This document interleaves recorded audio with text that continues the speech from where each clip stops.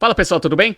Vamos analisar essa notícia que saiu no Valor Econômico? Magazine Luiza reverte prejuízo e registra lucro de 27,9 milhões de reais no primeiro trimestre. Na última quinta-feira, depois que o pregão já estava fechado, Magazine Luiza divulgou seus resultados para o mercado. Foram muito melhores do que do primeiro trimestre de 2023. No entanto, as ações caíram na sexta-feira. Vamos entender um pouco dos resultados da Magazine Luiza e por que as ações caíram mesmo com o resultado melhorando. Se você gosta das nossas análises, por favor, dê um like nesse vídeo. E se você puder compartilhar as nossas análises com pessoas que possam fazer bom uso delas, a gente agradece. Bom, vamos começar aqui entendendo porque o início de 2024 começou com um nível de tensão muito alto para quem acompanhava a ação da Magazine Luiza e principalmente para os investidores da Magazine Luiza. Bom, para isso eu vou mostrar para vocês como que foram os resultados de 2023, só para a gente entender um pouco do contexto. Receita líquida, uma queda de 1,4% em relação a 2022, chegando a 36,7 bilhões de reais, com uma queda de 2,6% no lucro bruto, chegando a 10,163 bilhões de reais, com o EBITDA caindo 55%, chegando a 870 milhões de reais, e o prejuízo líquido, pessoal, quase dobrou, chegou a 979 milhões de prejuízo líquido só em 2023. Então a gente já viu que em termos operacionais, em 2023 o ano foi muito ruim, mas essa não foi a pior notícia de 2023. O nível de endividamento, para quem está vendo aqui na tela, ele terminou o ano de 2022 com 7 bilhões 108 milhões de reais e passou para 7 bilhões e 300. Então teve um aumento aí de uns 200 e poucos milhões de reais no nível de endividamento. Bom, não aumentou tanto assim para quem tem 7,3 bilhões de reais de dívida. Só que o problema foi a composição dessa dívida. Em dezembro de 22, só 124 milhões dos 7 bilhões 108 eram de curto prazo. Agora já passou para 2,9 bilhões, ou seja, em 2024 a Magazine Luiza já deveria ter fluxo de caixa suficiente para conseguir honrar quase 3 bilhões de dívida que ia vencer em 2024. Perfeito. Qual que é o problema? O problema é que o fluxo de caixa das atividades operacionais da Magazine Luiza em 2023 foi só de 223 milhões de reais. Então imagina, se você tem 3 bilhões de reais para pagar em 12 meses e você consegue gerar em 12 meses 223 milhões, vai faltar dinheiro. E aí como que você vai fazer? Provavelmente você vai ter que negociar com os credores. Só que negociar com credores, principalmente depois de caso de Lojas Americanas e outros varejistas que ocorreram em 2022 e também em 2023, seria um processo bem difícil para a empresa. Além disso, em 2024, a gente está vendo a derrocada das Casas Bahia, antiga Via. Então, uma notícia aqui do dia 29 de fevereiro de 2024. Casas Bahia anuncia acordo com debenturistas para extensão do prazo do vencimento das dívidas.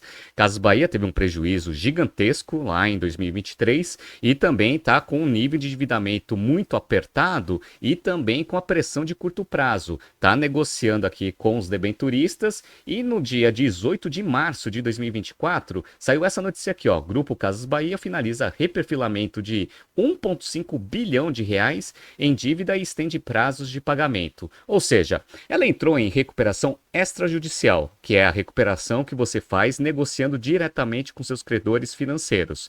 E aí o mercado começou a se questionar, será que Magazine Luiza vai precisar entrar numa recuperação extrajudicial? Porque se a gente olhar os financials, não vai ter como ela conseguir honrar com esses 3 bilhões que iam vencer em 2024. O que ela fez? Ela agiu rapidamente. Então, ó, primeira coisa, no dia 22 de março de 2024, Magazine Luiza homologa aumento de capital no valor de 1,25 bilhão de reais. Então, boa parte dos sócios que já aportam os controladores da Magazine Luiza já se comprometeram a injetar dinheiro na empresa, 1,25 bilhão de reais. Além disso, eles fecharam um acordo muito bom na Luizacred com o Itaú. Magazine Luiza e Itaú vão aportar 1 bilhão de reais na Luizacred, isso daqui notícia do dia 10/5 de 2024, que foi o dia da divulgação de resultados. Para quê? Para já mostrar para o mercado que 2024 não vai ter problema. Vamos zerar as dívidas de curto prazo e vamos conseguir trabalhar na reestruturação da empresa. Não vamos ser mais nenhum caso Lojas Americanas, muito menos Casas Bahia, que está se deflagrando agora em 2024. E aí, o que aconteceu? eles também anunciaram na divulgação de resultados, isso daqui, ó, dia 10/5 de 2024. Magazine Luiza quita a dívida de 3 bilhões de reais e zera a pressão de curto prazo. Então ela já deu uma boa notícia para o mercado falando o seguinte, olha, já zerei aquela dívida. Então agora meus vencimentos são só para 2025. Então esse ano especificamente a gente não vai ter pressão de dívida, vamos ficar focado em aumento da eficiência operacional. Agora a gente entra na notícia principal, onde eu vou pegar só alguns highlights para depois a gente entrar no detalhe dos financials da companhia. Então vamos ler aqui junto. O Magazine Luiza registrou um lucro líquido de 27,9 milhões de reais no primeiro trimestre, revertendo um prejuízo de 391 milhões de reais apresentado um ano antes. Na mesma base de comparação, a receita cresceu 1,9% para 9,24 bilhões de reais. O EBITDA ajustado subiu 53,5% para 687,8 milhões de reais. A margem EBITDA ajustada ficou em 7,4%, alta de 2,5 pontos percentuais. Então teve aumento de receita e teve aumento de margem EBITDA. As despesas gerais e administrativas totalizaram 339,6 milhões de reais, uma queda de 10,1%, enquanto as despesas com vendas recuaram 0,9% para 1,66 bilhão de reais. Então, a empresa ela conseguiu chegar numa equalização da sua operação para conseguir mostrar crescimento de receita e aumento de margens. Então, as notícias foram boas. Vamos entrar agora no detalhe dos financials. Vamos lá. Para quem está vendo aqui na tela, resultado de 2024, primeiro trimestre. Receita líquida, pessoal, aumento de 1,9%, chegando a 9 bilhões 239, como foi mencionado na notícia.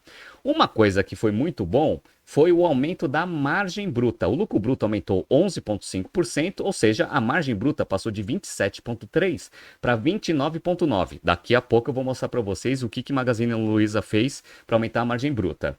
Bom, as despesas totais, como foi mencionado, caíram 3,6%, mas se você olhar direitinho aqui, linha por linha, você vai ver que, na verdade, a única coisa que diminuiu foi o quê? Foi um pouco aqui de outras receitas líquidas e equivalência patrimonial. Em termos operacionais, a despesa não caiu, mas melhorou em relação ao que estava como trajetória nos últimos trimestres. Beleza, né? O EBITDA ele aumentou 111,3%, passando de 324 milhões para 684.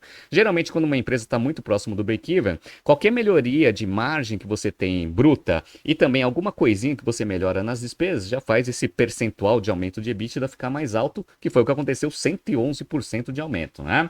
Bom, depreciação e amortização ficou mais ou menos no mesmo patamar do ano passado, com o crescimento da operação. E aí o lucro operacional passou aqui de 16,3 milhões para 362 milhões. É aquele negócio que eu falo para vocês, né? Quando você está próximo do break-even, qualquer aumento, mesmo que seja pequeno, em termos percentuais, ele fica muito alto.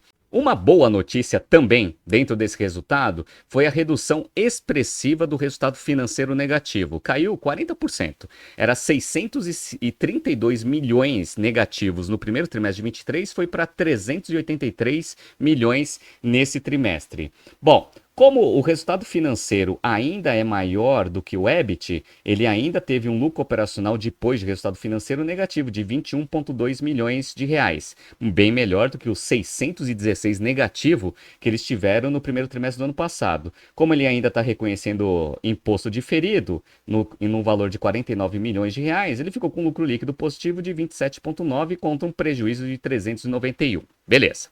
Então, em termos de resultado operacional, de fato, o Magazine Luiza foi bem melhor. Vamos entender um pouco aqui o que o Magazine Luiza fez. Vamos começar aqui com a margem bruta. A margem bruta, pessoal, ela aumentou na composição de dois efeitos. Bom, o primeiro é que serviços teve um crescimento, um aumento de representatividade na receita total em relação à revenda de mercadorias, né?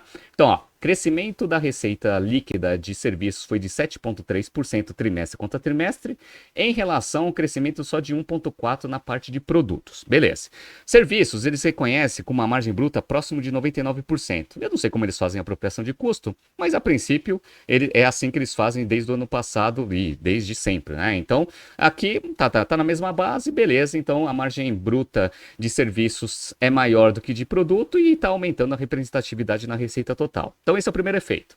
O segundo efeito é o seguinte, pessoal. A margem bruta de revenda de mercadoria ano passado era de 20%, agora foi 22%. Então, quando você faz essa composição de aumento de representatividade de serviços e também aumento da margem bruta na revenda de mercadorias, você passa de margem bruta de 27,3% para 29,9%, um aumento de 2,6 pontos percentuais. Então, margem bruta a gente já explicou. Despesas, pessoal. Bom, como eu falei para vocês, a despesa total da empresa diminuiu, mas por efeito de duas contas, que é outros resultados e equivalência patrimonial. Esses dois, eles não têm relação direta com a operação. O que tem relação direta com a operação é isso que eu estou mostrando para vocês na tela. Então, a despesa com vendas aumentou 0,9%, mas foi bom porque andou de lado, se a gente contar a inflação aqui, eles conseguiram controlar bem as despesas com vendas. As despesas gerais e administrativas cresceram 10,1%. Então, quando você pega as duas linhas principais de despesas operacionais, elas aumentaram. Então, a gente já sabe que a melhora na redução de despesas veio de fatores que não têm relação direta com a operação. Mas como eu falei para vocês, para você conseguir chegar num resultado muito melhor lá em termos líquidos, lá no lucro líquido, qual que foi o grande fator de melhoria? Resultado financeiro. Por que o resultado financeiro ficou 40% menor? Aí tem uma composição de vários efeitos. Deixa eu explicar para vocês todos eles a partir de agora. O primeiro é que o nível de endividamento da empresa, o total de dívida bruta dela, diminuiu comparado com o primeiro trimestre do ano passado.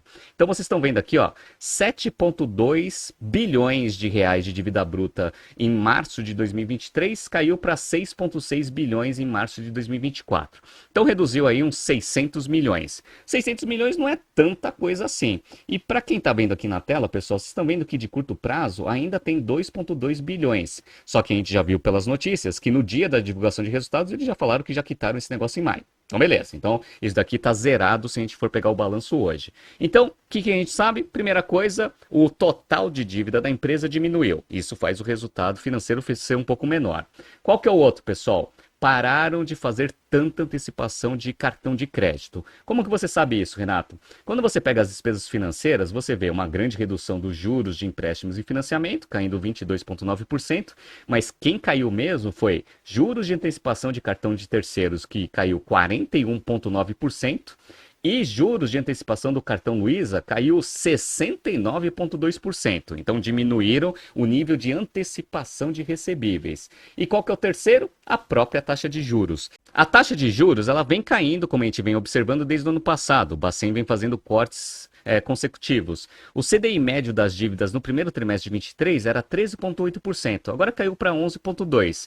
Então vamos juntar todos os efeitos? Você teve uma diminuição da dívida bruta, você teve menos antecipação de recebíveis e você ainda teve uma taxa de juros menor. Junta tudo isso, uma redução de quase 40% no resultado financeiro.